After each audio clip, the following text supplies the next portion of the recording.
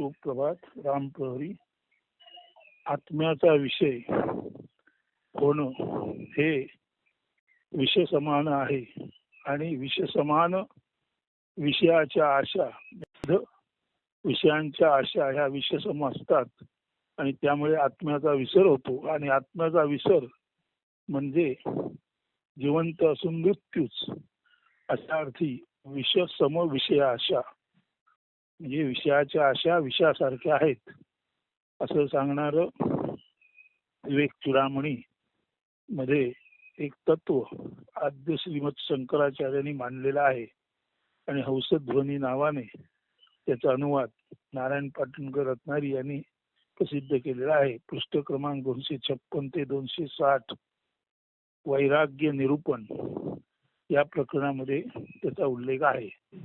तर त्याचा सविस्तर विवेचन आपण पाहू. ते मूळ संस्कृत असं आहे.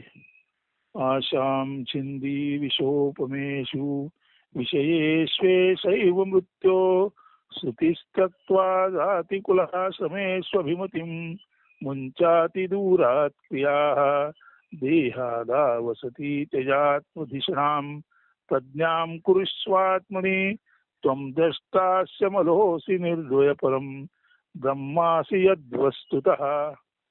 आता याचं पद्य रूपांतर पाहण्या अगोदर याचा मूळ अर्थ स्पष्ट करूया.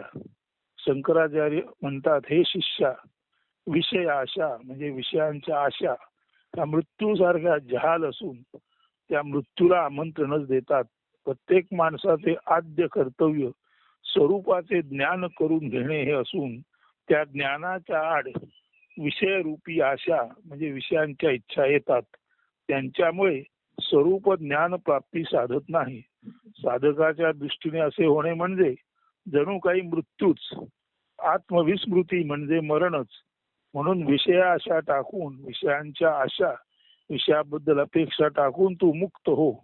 जात कुल आश्रम यांचा अभिमान टाकून, आता जात कुल आश्रम यांचा अभिमान टाकणे म्हणजेच कृष्णमूर्ती म्हणतात फ्री फ्रॉम कंडिशनिंग, तेच इथे आहे. जात कुल आश्रम यांचा अभिमान टाकून त्याविषयक कर्मांचाही तू त्याग साधून राहा.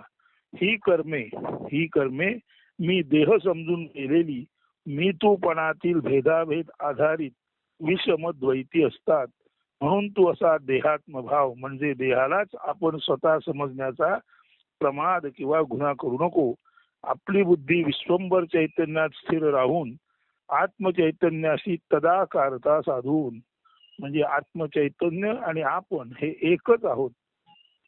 आत्मचैतन्य म्हणजे तत् किंवा सहा, त्याच्याशी अहम, सहाशी अहमच अद्वैत साधणं म्हणजेच आपणाला आपण देह न समजता विश्व चैतन्य आणि आपण एकच आहोत. सहा आणि अहम एकच आहे. सोहम हे समजणं म्हणजेच आत्मचैतन्याशी तदाकारता सायुज्यता साधून तू स्वतःला कुठल्याही द्वैतात भेदाभेदयुक्त कर्मांच्या चिखलात न माखलेला, दूषित मलिन न झालेला असा विशुद्ध विमल आणि सर्वांचा व त्यांच्या सर्व कर्मांचा नित्य साक्षी म्हणून केवलत्वाने पहा किंवा जाण. तेव्हा साधका तू स्वतःला देह समजू नकोस, तर तू विश्व चैतन्याशी तदाकार असलेला, विश्व चैतन्य म्हणजे सहा आणि तदाकार होणं कोणीही साधकाने, म्हणजे साधक स्वतःला अहम म्हणतो आणि हा अहम विश्व चैतन्याशी म्हणजे सहाशी तदाकार होतो. तेव्हाच सोहम हौसो ही विश्व चैतन्याशी एकरूप होण्याची स्थिती प्रत्यक्ष अनुभवता येते. अशी जर तू ती स्थिती अनुभवलीस तर तू कुठल्याही भेदाभेदयुक्त कर्मांच्या चिखलात न माखलेला, दूषित मलिन न झालेला असा विशुद्ध विमल आणि खरे तर चिखलात उगवणाऱ्या कमळाप्रमाणे अस्पर्श निर्दोष राहशील. आणि त्याच वेळी सर्वांचा व त्यांच्या सर्व कर्मांचा तू केवळ नित्य साक्षी म्हणजे प्युअर विटनेस म्हणून राहशील. आणि असे जेव्हा तू सर्वाकडे सर्वस्वाने प्युअर विटनेसिंग स्टेट मध्ये म्हणजे विशुद्ध साक्षीत्वाने पाहतोस, तेव्हा आणि तेव्हाच तुला तुझे स्वतःचे अद्वय म्हणजे केवळ एक आणि एक असणे, अद्वय म्हणजे या जगात फक्त एक आणि एकच आहे, ते म्हणजे विश्व चैतन्य. असं जेव्हा तू पाहशील तेव्हा तू स्वतःच ते अद्वय, नित्य शुद्ध, एकमेव अद्वितीय, अचल, परमशांत परब्रह्म असल्याचे आणि मूर्तिमंत जगदाधार असल्याचे तूच खरा विश्वाचा तो मूलाधार स्थितोसी नित्यम. तूच आत्मचैतन्य म्हणून विश्वाचा मूलाधार आहेस, जगदाधार आहेस, हे तू जाणशील, अनुभवशील, तेव्हा आपणच आपल्या असीम अनंत चैतन्य शक्तीद्वारे या संपूर्ण विश्वाला पायाभूत किंवा आधारभूत म्हणून झालेलो आहोत. आणि आपल्यावरतीच हे सर्व विश्व आपल्या चैतन्यातून बाहेर आलेले आहे. हे जेव्हा एखादा साधक स्वतःच विश्व चैतन्य अशी एकरूप होऊन तदाकार होऊन जाणतो की माझ्याच चैतन्यातून हे विस्तृत विश्व आलेले आहे, अशा अर्थी ते विश्व आणि हे चैतन्य हे दोन्ही मिळून जो कोण आहे तो मी आहे. आणि असा हा मी केवळ अद्वैती म्हणजे भेदाभेद पार, विभिन्नता नसलेला, शुद्ध एक, शुद्ध परमशुद्ध असा, केवळ एकम एव द्वितीयम नास्ती असा मी आहे, असे हा साधक जाणतो आणि त्याचा अनुभव घेतो. हाच तो स्वरूप बोध किंवा हीच ती निज स्थिती. निज म्हणजे स्वतःची स्थिती. यामध्ये म्हणजे स्वरूप बोध आणि निजस्थिती यामध्ये तू नित्य निरंतर अखंडित असावेस. आणि तुला होणारा स्वरूप बोध आणि निजस्थिती म्हणजे तू केवळ आणि केवळ विश्व चैतन्य आहेस. विश्वाच्या मुळाशी असलेलं चैतन्य तू आहेस आणि तुझ्याच चैतन्यातून हे विश्व साकार झालेलं आहे. या साकारलेल्या विश्वातूनच सगुण साकार निर्मिती झालेला आहे. यामुळेच त्रिगुणांचा रंग भरून हे जग खेळताय, नांदताय, जन्माला येते, स्थित आहे आणि लयास जाते. आणि हा वरचेवर हा जो खेळ चाललेला आहे त्या खेळाचा जनिता तूच परब्रह्म म्हणून आहेस.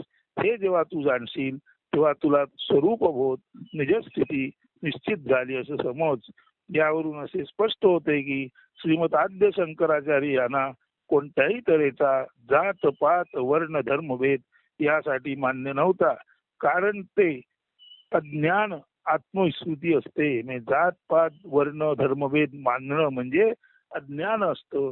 आणि ज्याच्याजवळ अज्ञान आहे त्याला आत्म्याचा विसर पडतो आणि त्याला केवळ आणि केवळ सगुण साकार देह, मन आणि पिंड पोषण यातच रुची असते. म्हणून श्रीमद आद्य शंकराचार्य कोणत्याही तऱ्हेचे जात पात वर्ण धर्मभेद मान्य करत नव्हते. कारण ते अज्ञान आहे आणि अज्ञानामुळे आत्मविस्मृती होत असते. त्यामुळेच मानवाचे सर्व स्तरीय अधःपतन होते. अर्थात जात वर्णभेद ही त्यावेळची प्रत्यक्षात अस्तित्वात असलेली स्थिती होती. ते वास्तव ऍक्च्युअलिटी होते, हे नाकारता येत नाही. वास्तव म्हणून मान्यता असली तरी आचार्यांनी त्याला सत्य म्हणजे मूलभूत गोष्ट म्हणून कधीच मान्यता दिली नाही किंवा त्याला स्वीकृती दिली नाही. जर आपण असं म्हटलं की जातीभेद ही वास्तवता आहे म्हणून आचार्य ते मानत होते तर त्याचा अर्थ असा आहे वास्तवात असलेली स्थिती ही कालांतराने बदलत असते. आजचं वास्तव उद्या नसतं. म्हणजे वास्तवात असलेली स्थिती ही ठराविक काळापुरती जरी सत्य असली तरी नंतर ते वास्तव बदलत असतं. आणि बदलणारं वास्तव म्हणजे सत्य कधीच नसतं. म्हणून अपरिवर्तनीय सत्य म्हणजे केवळ एकम एव द्वितीयम नास्ती असं विश्व चैतन्य आपण आहोत ही समज, ही खूण आणि हे ज्ञान जे आचार्यांना स्वतःमध्ये होतं त्यांना स्वरूप स्थिती, स्वरूप ज्ञान, निजस्थिती प्राप्त होती. आणि तेच ज्ञान साधकाने घट्ट धरावे, त्याचा बोध घ्यावा आणि तोच बोध घेत घेत जीवन आपलं केवळ आणि केवळ विश्व चैतन्य म्हणून आपलं जीवन व्यतीत करावं असा त्यांचा उपदेशाचा आशय आहे. तर आता संस्कृत पाहून झालं, आता त्याचं मराठी रूपांतर आहे का अत्यंत सोपं आहे आणि त्याच्या चिंतनात आपण कायम राहा. विषसम विषयाशा मृत्यूपंथासी नेही म्हणून तू तयासी मोडुनी मुक्त राही न धरी अभिमाना जात कुल आश्रमी तू त्यजुनी सकल कर्मा देह भावा त्यजी तू धरुणी दृढ बुद्धी आत्मतत्वी तू राही विमल नित्य साक्षी जाणुनी सर्व पाही खचितची तरी तूची अद्वय ब्रह्मससी अचल परम शांत विश्वाधारोसी. हे शिष्या, हे साधका, ह्या विषयासारख्या असलेल्या विषयरूपी आशा मृत्यूपंथाला नेतात. म्हणून विषसम विषय आशा तू त्याग, आणि त्या त्यागून, त्या मोडून, त्या नष्ट करून तू विषरूपी आशेच्या बेडीतून मुक्त राहा. तसेच न धरी अभिमाना जात कुल आश्रमी तू. तू कुठल्या आश्रमाचा आहेस, कुलाचा आहेस, जातीचा आहेस, त्या जात पात कुल धर्माचा आश्रमाचा तू अभिमान धरू नको. त्याची सकल कर्मा देहभावात त्याची तू. आणि अशा या विषमतेवर आधारित सर्व विषम कर्मांचा त्याग करून देह भाव, आपण देह आहोत, आपण मन आहोत, हा आपला देह मन भाव सुद्धा तू टाकून दे. आणि जेव्हा तू तुझा देह मन भाव टाकशील तेव्हा देह मनातून उत्पन्न होणारी कर्मे ती सुद्धा अनायसे तुझ्याकडून टाकली जातील. मग देह आहे, मन आहे, आणि देह मनावर आधारित क्रिया आहेत. पण तू देह मन नसल्यामुळे तू करता नाहीस, आणि तू करता नसल्यामुळे निर्माण होणारी कर्मे ही तुझी नाहीत, तर त्या एक केवळ नैसर्गिक क्रिया म्हणून राहतील, आणि त्या कर्माचा तुला बाध होणार नाही. म्हणून धरून दृढ बुद्धी आत्मतत्वी तू राही. म्हणून तू दृढ बुद्धीने केवळ आणि केवळ ही विश्वचेतना आत्मतत्व तू आहेस एवढंच ध्यानात धर. बाकी देह आणि मन आणि इंद्रिय 36 तत्व याच्याशी तुझा काही संबंध नाही. आणि असं जर झालं तर सर्व तत्वातून, सर्व संसारातून, सर्व कंडिशनिंग मधून मुक्त असलेला तू विमल नित्य साक्षी जाणून सर्व पाही. या सर्वातून मुक्त असलेला तू विमल म्हणजे परमशुद्ध राहशील. आणि नित्य म्हणजे यावत काळ तू जिवंत आहेस तावत काळ तू केवळ आणि केवळ विशुद्ध भावाने संपूर्ण अस्तित्वाकडे साक्षी म्हणून पाहू शकशील. आणि असे जर तुला पाहता आले तर खचितची तरी तूची अद्वय ब्रह्मासी.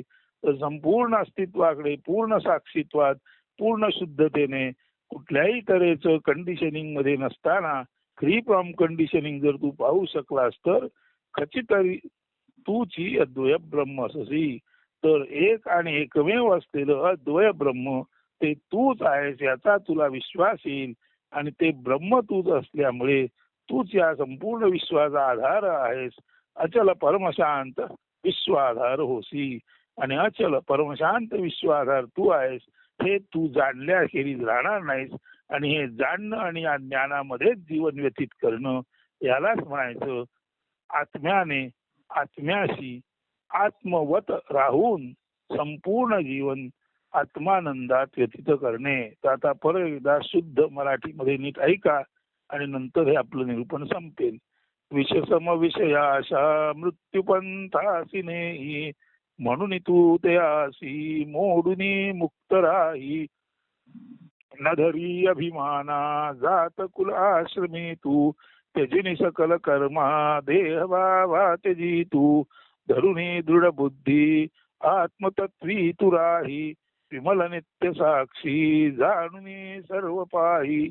खचितची तरी तूची अद्वय ब्रह्मससी. अचल परमशांत विश्वाधार होसी. तर विवेक चूडामणी म्हणजे हौसध्वनीमध्ये 373 क्रमांकाचा हा जो श्लोक आहे, हा श्लोक श्रोते, वाचक, पाठक, साधक सर्व हो तुम्ही सतत आपल्या चिंतनात ठेवा. आणि त्या चिंतनाद्वारे तुम्ही स्वतः परम आत्मतत्व आहात, अन्य इथे दुसरे काही नाही, या जाणीवेमध्ये स्थिर बुद्धीने राहा.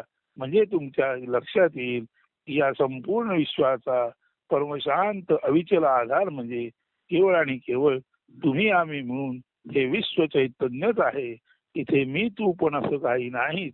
इथे देह मन नाही, इथे सगुण साकार स्वभाव नाही. इथे केवळ निर्भाव परमशांत विश्व चैतन्य आहे.